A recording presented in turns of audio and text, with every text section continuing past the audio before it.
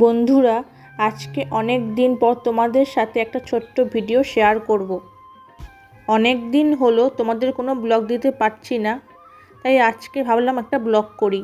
আর আজকে তো লোকনাথ বাবার তিরোধান দিবস। অনেকের বাড়িতে লোকনাথ পুজো হয়, খিচুড়ি ভোগ হয়, কিন্তু আমার বাড়িতে খুব ছোট্ট করেই পুজোটা হয়। তো আমি কিন্তু লোকনাথ বাবার পুজো করে নিয়েছি, পুষ্পাঞ্জলি দিয়েছি, প্রণাম মন্ত্রও বলেছি।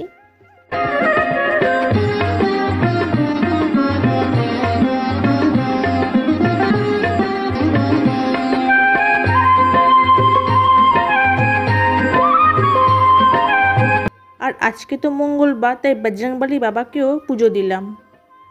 সাথে আমার বাড়ির গোপাল সোনাকে আর রাধাকৃষ্ণকে ফল প্রসাদ নিবেদন করলাম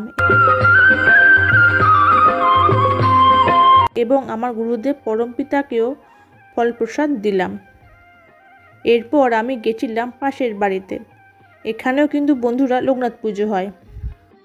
আসলে জেঠিমার শরীরটা ভালো নেই, তাই ছোট্ট করেই পুজোটা হয়েছে। প্রত্যেক বছর বড় করেই পুজোটা হয়, লোকজন খাওয়ায়। আর এই পুজোটা মানে জেঠিমার মেয়ে করেছে।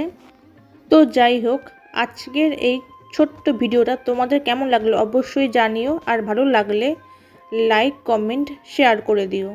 নতুন বন্ধুরা আমার ফেসবুক পেজটা ফলো করে দিও আর ইউটিউব চ্যানেলটা সাবস্ক্রাইব করে আমার পাশে থেকো। জয় বাবা লোকনাথ।